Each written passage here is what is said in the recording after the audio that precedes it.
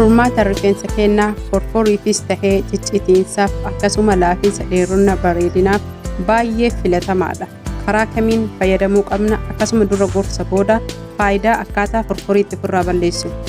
Assalaamu alaykum warahmatullaahi wabarakaatu. Ashamaa harka fuune hordoftoota fi kabajamtoota raasaan warroonni amantii biraa qabdanis sabiskiraayib, laayik, sheer godhaa seenaa baga jiraattan isiniin jedha. Har'a gaafii yeroo hedduu gaafatamaa jiru waa'ee rifeensaa forforii irraa waan tokko isiniin jechuu heda. Hordoftoota fi kabajamtoota kiyyaa forforiin na miidha, forforiin na cinqe warri jettan obboleeyyan kiyyaa. Forforiin jalqabaaf jechuudha dogongora nu hojjannu tokkotu jira. Innis maal jechuun keessan hin oolu. Maal akka dibannu, maal akka hojjannu, maal akka fayyadamnu, maaliin akka dhiqannu addaan baasnee beekuu qabna. Itti aansee jechuudha rifeensi keenya kun maalidha? Rifeensi kiyya buqqeen rifeensa kiyyaa waan dibadhu kana qeebaluuf saffisaan fudhatuuf akkasuma didee ofirraa deebisuuf hangam jennee addaan baasnee beekuu qabna. Yeroo tokko tokko wamanurra jiru kana jechuudha hin beeknu maaltu na dhukkubaa maal tahee jennee fala gara biraa mana yaalaa deemnee barbaanna. Garuu falli numa bira jira jechuudha. Fakkeenyaaf waa'ee rifeensaa irraa dubbataa jira waan ta'eef waa'ee rifeensatitti kan isinitti himu yoo jiraate obboleeyyan kiyyaa rifeensi keenya forforii osoo hin godhatin dura jechuudha. Osoo forforii hin godhatin dura irraa dubbanna. Rifeensa keenya kunuunsa gahaa godhuun nurratti dirqama. Akkuma rifeensa keenya dheeressuufis akkasuma laaffisuuf, bareechisuuf, miidhagsuuf, farraqsuuf barbaannuuf riizii goonee barbaannutti forforiin adawii rifeensaati jechuun hin danda'ama. Forforii jechuun diina wantoota kanaati. Miidhagina rifeensaa, dheerina rifeensaa akkasuma immoo tuyyuu firiizii godhuu yoo barbaadan laafinsa rifeensaas tahee walumaa galatti tartiiba rifeensatiif adawiidha isinii jechuu barbaade. Asirratti forforii jechuun ka'umsi isaa qulqullina irraa kan ka'udha. Qulqullinnas osoo qabaannu jechuudha osoo dhiqannu osoo miicannu yeroo tokko tokko dhiphina irraallee kan dhufutu jira. Sammuun keenya ilmi namaa kun hin yaada hin dhiphataa hurka sammuun keenya yeroo aarusan hurka baasutu jira jechuudha. Mataan keenya hurkoota nu hin beekne jechuudha. Miirri qaama keenyaa kana kan baasu isa kana irratti keessattuu jechuudha shaampoo dhiqannuun kamtu nuu tahaa kamtu nuu mala addaan baasnee beekuu qabna. Itti aansuun wooma kamiyyuu jechuudha dibata keessattuu dhangala'oo zayitii dhangala'oo walitti makaa rifeensa dheeressuuf, rifeensa laaffisuuf, rifeensa bareechisuuf walitti maknee fayyadamnu namoota tokko tokko parsantii 100 parsantii 50 forforiidhaan saaxila. Kanas addaan baasnee dhangala'oo yookiin qibaatii haphii tahe filannee fayyadamuu qabna. Fakkeenyaaf zayituunni namoota parsantii 50 forforiitti ta'a. Akkasuma zayitoleen hedduu jechuudha zayitiin fufurdaa tahanii forforiitti tahan. Kana malees jechuudha shaampoon tokko tokko rifeensa keenya caccabsuu, lakkoo itti godhuu fi akkasuma hiddaan nurraa bubuqqisuu danda'a. Shaampoo kanas rifeensa keenyaan kamalee beeknee kamtu nuuf tahaa binnee jechuudha si'a 3 waan tokko walitti dhaabnee fayyadamuu qabna. Jidduu har'a shaampoo biraa, bur shaampoo biraa, iftaanis kan biraa, itti aanee kan biraa, dibata biraa wal keessa makuun nuuf hin barbaachisu. Maal waan taheef jechuudha wal miidhaa, wal mooyataa akkuma ilmi namaa bifaan wal caalu wanni hunduyyuu wantoonni kunniin keemikaalaa waan fedhallee tahan jechuudha. Dhugaa rabbii jechuudha. Keemikaala hanga takka keemikaala of keessaa waan qabaniif baay'ee rifeensa keenya miidhanii. Kanaafis tahee saniifis tahee warroonni qibaatii dhoqqee yookiin ammoo tuyyuu qibaatii haalaan margitaniin akka dhadhaatitti jabaataa dibattanii forforiif baay'ee rifeensi keessan saaxilamuudha. Qibaatonni amma isin asirratti argitan kun rifeensa bareechisuuf, rifeensa farrazuuf, rifeensa diriirsuuf, caafii rifeensa caccaba akka lakkuun godhanne dheerina rifeensatiif saffisaan nu gargaara.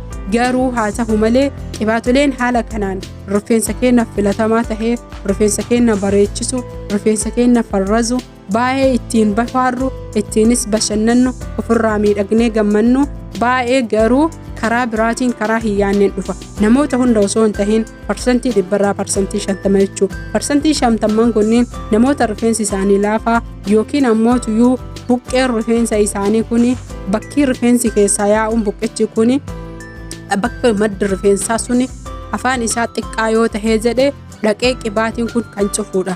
Kanas tahee sanis tahee jechuudha.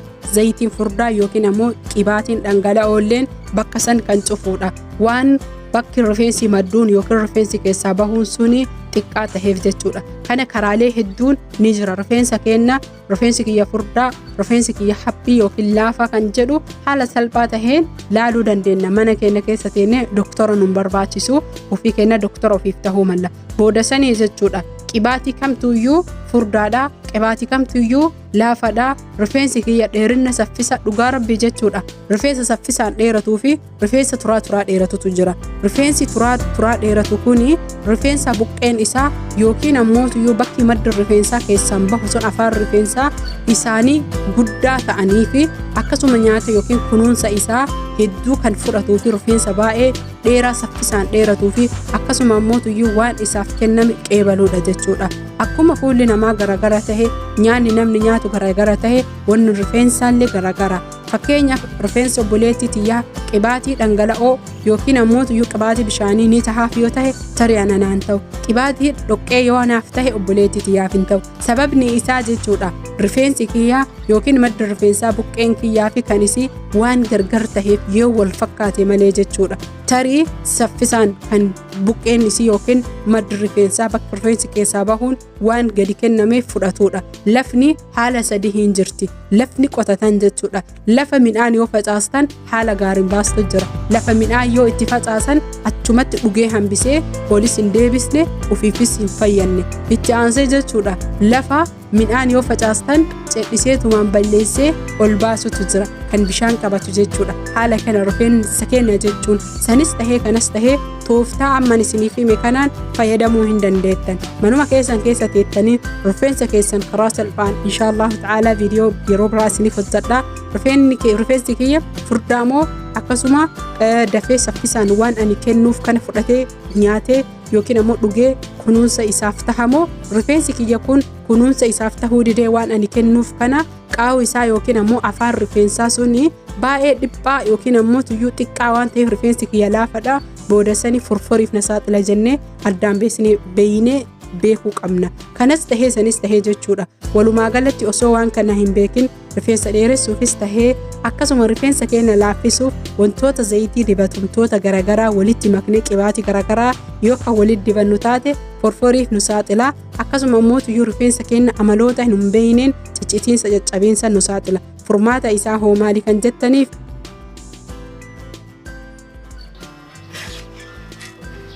qoromfudii asitti agarru kana jechuudha. Qoromfudii haala gaarii taheen amma akkamitti akka hojjennu shunkurtii mataa tokkoon dhiyeeffannaa yookiin mummurannee yookiin kukkutannee achi booda jechuudha. Qullubbii firii lama tahuu firii shanii akka barbaadaniin walitti kukkunnee ibidda irratti walitti danfifnee haala salphaa taheen jechuudha. Rifeensa keenya dheeressuufis laafisuufis furfurii balleessuuf kanaan of gargaaruu qabna. Zayitilleen karaa ittiin dibatantu jira. Cedhisneetuma zayitii jennee yoo kan dibannu taate rifeensa keenya furfurii wantoota garagaraatiif ciccitiinsas nu saaxila. Qullubbii fi shunkurtii walitti danfifnee haala salphaa taheen jechuudha. Karaa laafan karaa furfurii ofirraa ittisuu dandeettaniin yeroo shaaworii seenuu heddan walakkaa sa'aa dura dibattanii mataa keessan rifeensa keessan ukkaamsitanii booda sanii shaampoo rifeensa kiyyaaf hin ta'a. Rifeensa kiyyaaf mijataa jettanii dhiqattan jechuudha.